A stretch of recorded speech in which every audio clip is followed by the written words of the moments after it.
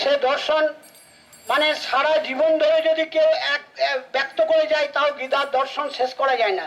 কত মুখে কতভাবে গীতার দর্শন ব্যক্ত হচ্ছে।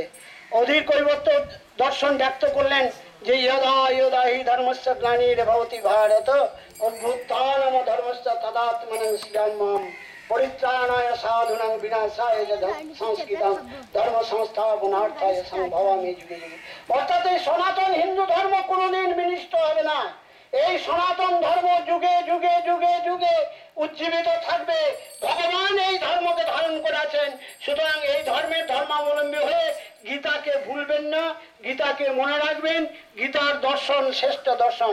আজকে আমরা যেখানে গীতা নিয়ে আমাদের চলছে সেখানে আমি গীতা একটা অধ্যায় পাঠ করার জন্য শ্রী গিরিশ মুখোপাধ্যায়কে আমি অনুরোধ করছি। আর এই মঞ্চে স্বামীজি অনুরোধ করেছেন যে প্রদ্যুৎ মুখার্জিকে মঞ্চের উপরে আসার জন্য স্বামীজি বলেছেন।